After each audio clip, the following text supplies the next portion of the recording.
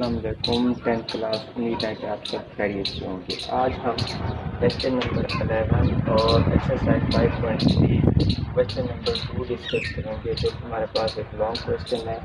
अब हमें गिवन है सी के वैल्यू 1, 5, 8, 10 और ए के वैल्यू हमें गिवन है 1, 3, 5, 7, 9 और इसी तरह बी की वैल्यू गिवन है 1, 4, 7, 10 और इसी तरह ए पार्ट भी गिवन है और बी, सी, डी एक जैसे पार्ट हैं।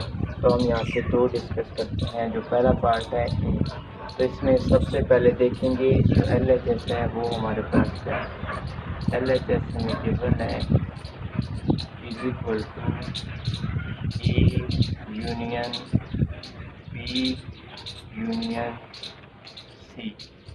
तो सबसे पहले इस ब्रैकेट वाले को हल करते हैं, इसको फाइंड करेंगे, फिर सी के साथ उसका क्या लेंगे, यूनियन।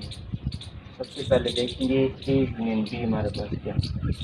ए यूनियन बी निकालते हैं। A union B is equal to, जहाँ पर ए लिखा हुआ है तो ए की वैल्यू पुट करते हैं 1, 3, 5, 7, 9 के दरमियान यूनियन है तो यूनियन की साइन लगा देंगे।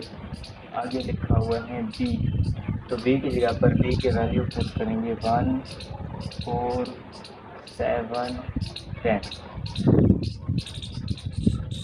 अब इनके दरमियान हमें यूनियन लेना है, तो यूनियन का काम है एलिमेंट को तरतीब से लिखना और रिपीट नहीं करना।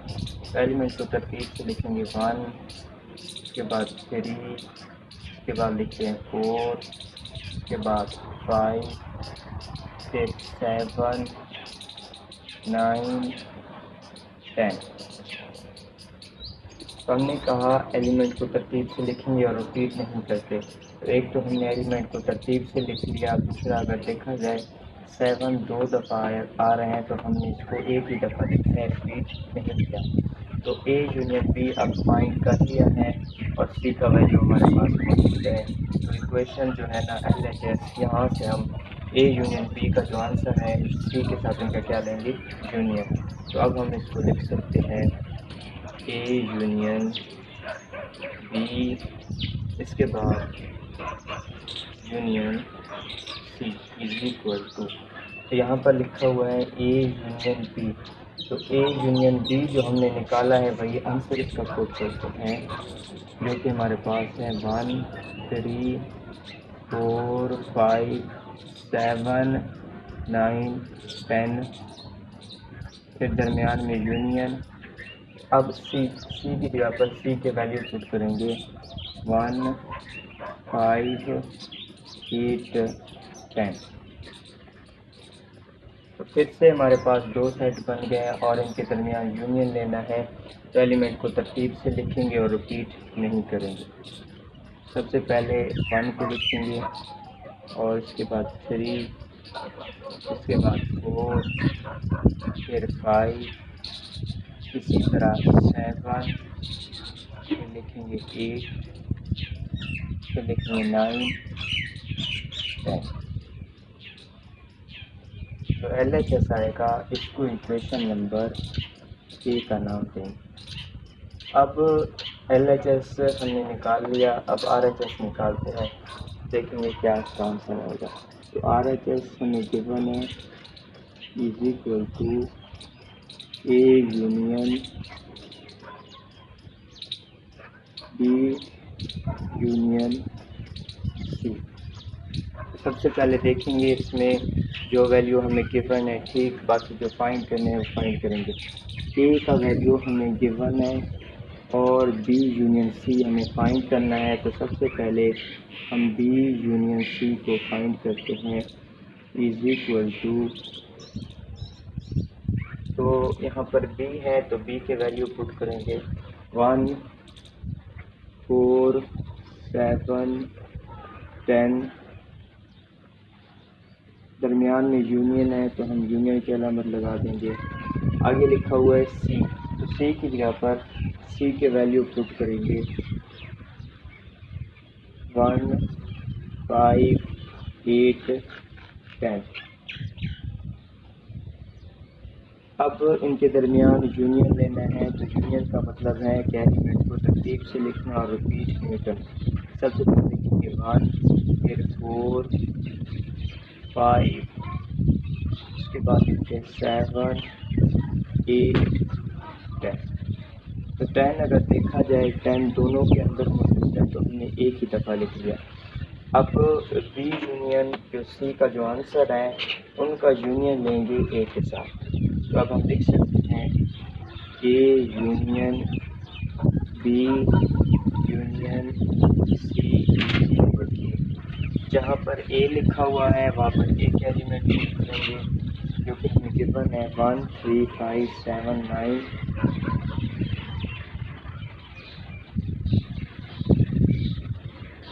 दरमियान में यूनियन है तो यूनियन के अलामत लगा देंगे। आगे लिखा हुआ है बी यूनियन सी, तो बी यूनियन सी की जगह पर जो इसका आंसर है वो कोट करते हैं 1, 4, 5, 7, 8, 10। अब फिर से हमारे पास ये दो सेट बन गए और इनके दरमियान यूनियन लेना है, तो एलिमेंट को तरतीब से लिखेंगे और इनको रिपीट नहीं करते। सबसे पहले लिखेंगे 1, देखें 1 रिपीट हो रहा है, एक ही दफ़ा लिखेंगे। उसके बाद 3, फिर लिखेंगे 4, 5, उसके बाद 7, दो दफ़ा एक ही दफ़ा लिखेंगे, 8, 9, 10। जो RHS आएगा इसको इक्वेशन नंबर बी का नाम देते हैं। अब इक्वेशन ए और बी को चेक करते हैं, तो ए और जो इक्वेशन बी है दोनों सेम है, एक जैसे आंसर हैं, तो हम लिख सकते हैं हेंस रूट। ये बात साबित हो गया कि LHS इक्वल आ जाएगा RHS को। तो अब इसी तरह इसके लास्ट पार्ट को देखेंगे, बाकी तो दूसरा और तीसरा एक जैसे पार्ट हैं वो आप खुद प्रैक्टिस कर लेंगे। कोई भी मसला होगा तो फिर कमेंट सेक्शन में बता दीजिएगा।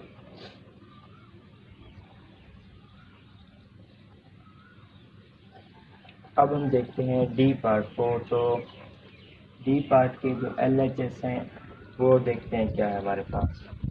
LHS is equal to A intersection B union C. तो यहाँ से जो वैल्यू गिवन है वो ठीक जो फाइंड करने हैं वो फाइंड करेंगे। तो ए हमारे पास एक ऐसा सेट है जिनके वैल्यू हमें गिवन है और सबसे पहले बी यूनियन सी को हम निकाल लेंगे। सबसे पहले निकालते हैं B union C is equal to, अब बी लिखा हुआ है तो बी सेट पुट करते हैं 1, 4, 7, 10। आगे है यूनियन, तो यहाँ पर हम यूनियन की अलामत लगा देंगे। फिर लिखा हुआ है सी, तो सी की जगह पर सी के एलिमेंट पुट करते हैं 1, 5, 8, 10। अब हमें इनके दरमियान यूनियन लेना है, तो एलिमेंट को तरतीब से लिखेंगे और रिपीट नहीं करते। तो सबसे पहले लिखते हैं 1, उसके बाद 4, उसके बाद लिखेंगे 7, उसके बाद 8, उसके बाद 10। तो बी यूनियन सी जो है वो हमने निकाल लिया। अब यही आंसर इसका इंटरसेक्शन लेंगे ए के साथ। तो अब हम लिख सकते हैं A intersection B union C is equal to, तो ए की जगह पर ए के वैल्यू पुट करते हैं जो कि हमें गिवन है 1, 3, 5, 7, 9। इंटरसेक्शन बी यूनियन सी, जो बी यूनियन सी का जो आंसर होगा वो लिखते हैं 1, 4, 7, 8, 10। अब इन दोनों के दरमियान हमें इंटरसेक्शन लेना है। तो इंटरसेक्शन का फंक्शन होता है जो सेम एलिमेंट होते हैं वही लिखेंगे। अब देखेंगे दोनों में कौन से सेम एलिमेंट हैं। तो 1 दोनों के अंदर मौजूद है, इसी तरह 3 वहाँ पर मौजूद नहीं है, 5 भी नहीं है, 7 भी दोनों के अंदर मौजूद है।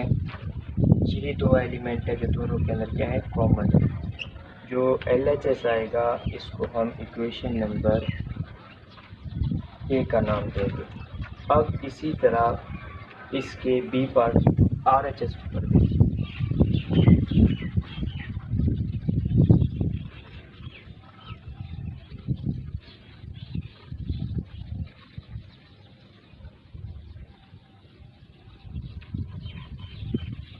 अब RHS हमें गिवन है ए इंटरसेक्शन बी, फिर इसके बाद है यूनियन ए इंटरसेक्शन सी।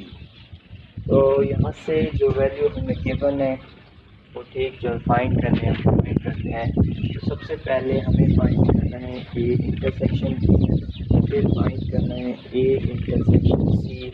जो भी इनके आंसर आएंगे उनके दरमियान हमें यूनियन लेना होगा। तो सबसे पहले हम फाइंड करते हैं ए इंटरसेक्शन बी।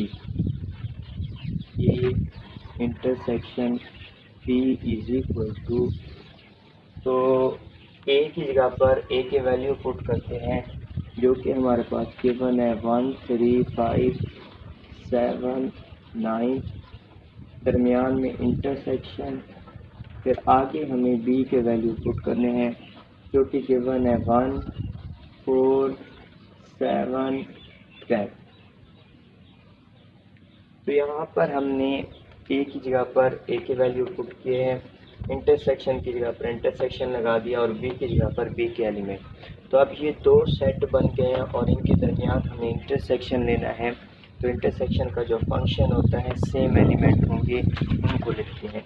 तो दोनों में देखेंगे जो सेम एलिमेंट है वो लिख देंगे। 1 वहाँ पर मौजूद है, इसी तरह 3 नहीं है, 5 वहाँ पर नहीं है, तो 7 वहाँ पर मौजूद है। तो ये दो ऐसे एलिमेंट हैं जो इनके दरमियान एक जैसे हैं। तो अब इसी तरह ए इंटरसेक्शन सी फाइंड करते हैं। देखेंगे इसका आंसर क्या आएगा, ए इंटरसेक्शन सी। तो ए की जगह पर ए की वैल्यू पुट करते हैं 1 3 5 7 9, इंटरसेक्शन सी के वैल्यू हमें गिवन है 1 5 8 10। तो अब ये हमने ए की जगह पर ए के वैल्यू पुट किए हैं, इंटरसेक्शन है तो इंटरसेक्शन लगा दिया और सी की जगह पर सी के एलिमेंट। तो दोनों सेट के दरमियान इंटरसेक्शन लेना है। तो इंटरसेक्शन का जो काम होता है वो सेम एलिमेंट है वो लिखेंगे। अब देखेंगे दोनों में कौन से सेम एलिमेंट है। 1 वहाँ पर मौजूद है लिखेंगे, 3 नहीं है, 5 वहाँ पर मौजूद है लिख देंगे। इसी तरह 7 वहाँ पर मौजूद नहीं है, 9 भी मौजूद नहीं है। तो हमने ए इंटरसेक्शन बी भी निकाल लिया, फिर ए इंटरसेक्शन सी भी निकाल लिया। अब दोनों के दरमियान यूनियन लेना है। तो दोनों के दरमियान यूनियन लेंगे। तो अब यहाँ पर लिखेंगे A intersection B union A intersection C. तो ए इंटरसेक्शन बी, इसका जो आंसर होगा वो पुट करते हैं 1, इसके बाद है हमारे पास 7 और ए इंटरसेक्शन सी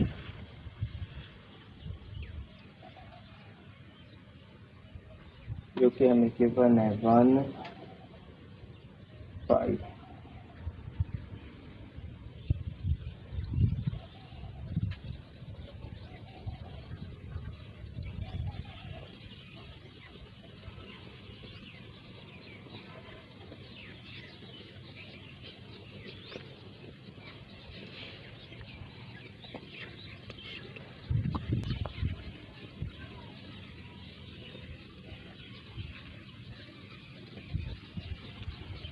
अब इन दोनों के दरमियान यूनियन लेना है, तो एलिमेंट को तरतीब से लिखेंगे और रिपीट नहीं करेंगे। 1 को एक ही दफ़ा लिखेंगे और 5 लिखेंगे, उसके बाद 7।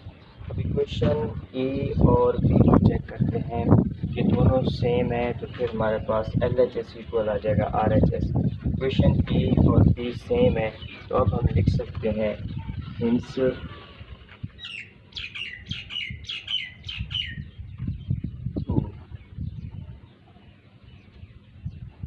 लेक्चर नंबर 11 के अंदर हमने क्वेश्चन नंबर 2 डिस्कस किया है।